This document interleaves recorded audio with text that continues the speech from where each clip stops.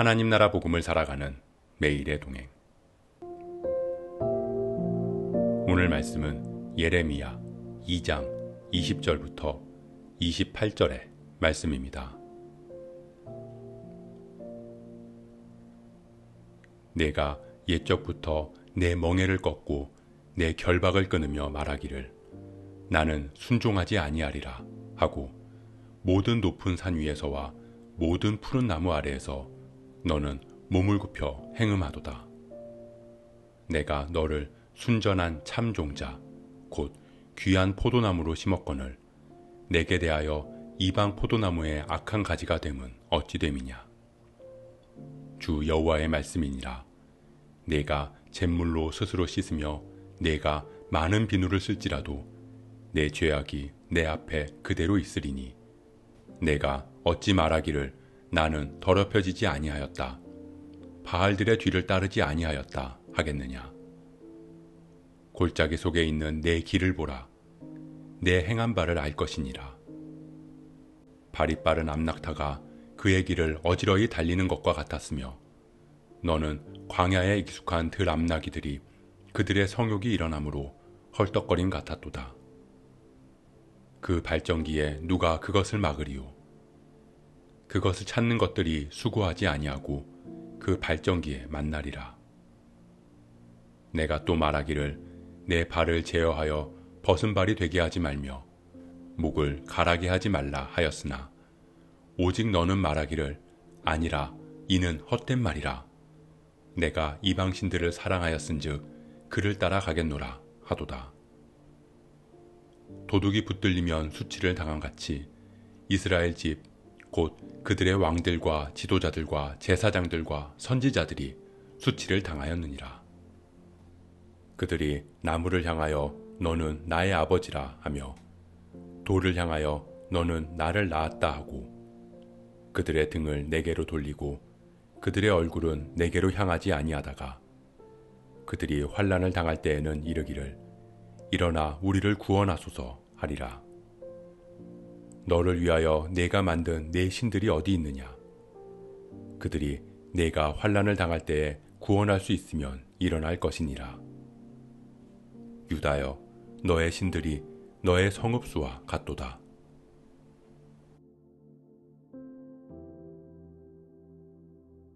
하나님께서는 예레미야를 통해서 이스라엘의 죄를 지적하십니다. 이스라엘의 죄에 빠진 모습이 어떠한지에 대해 세 가지 비유를 들어 이야기하십니다. 내가 옛적부터 내 멍에를 꺾고 내 결박을 끊으며 말하기를 나는 순종하지 아니하리라.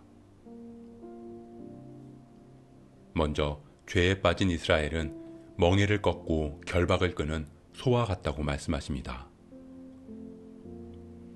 멍에는 소에게는 무거운 짐처럼 보이지만 소를 소되게 지켜주는 울타리와도 같습니다.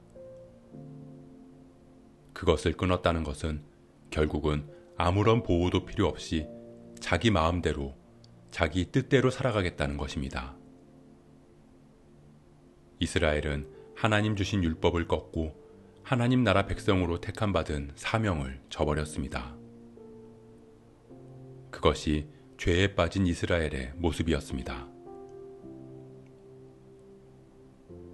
내가 너를 순전한 참 종자 곧 귀한 포도나무로 심었거늘 내게 대하여 이방 포도나무의 악한 가지가 됨은 어찌함이냐. 죄에 빠진 이스라엘은 이방 포도나무가 된 참 포도나무와 같다고 말씀하십니다. 귀하게 구별되어 심겨진 극상품 포도나무가 이방에 흔하고 떫은 포도를 맺는 가지가 되었다는 것입니다. 그것은 세상과의 구별 없이 세상에 좋아 보이는 것들, 세상에 탐스러워 보이는 것들을 추구하는 삶을 살아가게 되었다는 것입니다. 이스라엘은 더 이상 이방인들과 다른 점을 찾아볼 수 없었습니다. 그들과 동일한 삶의 모습을 보였기 때문입니다.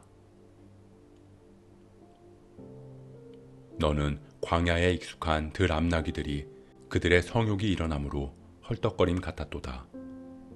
그 발전기에 누가 그것을 막으리요. 죄에 빠진 이스라엘은 발전기에 들 암나귀 같다고 말씀하십니다. 발전기의 들 암나귀는 수컷을 찾기 위해 이리저리 뛰어다닙니다. 그리고 아무 수컷이나 만나면 바로 교미를 합니다. 그것은 마치 자신들의 풍요와 안락함을 쫓아서 이리저리 우상을 찾아 헤매는 모습과 같았습니다. 그리고 그 욕구가 채워지면 그것을 하나님으로 여겼습니다. 삶의 풍요와 안락함을 채우기 위해서라면 물불 가리지 않는 모습. 그렇게 통제할 수 없고 절제되지 않은 모습이 마치 죄에 빠진 이스라엘의 모습과도 같다고 말씀하십니다. 그렇게 하나님께서 그들의 죄를 지적하시며 내 발을 제어하고 그곳에서 너의 목마름을 해갈하려고 하지 말라고 말씀하십니다. 그런 하나님의 지적에 그들은 말합니다. 아니라.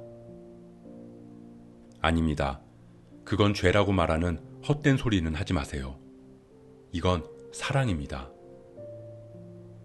하나님의 지적에도 이스라엘은 죄를 죄로 깨닫지 못했습니다.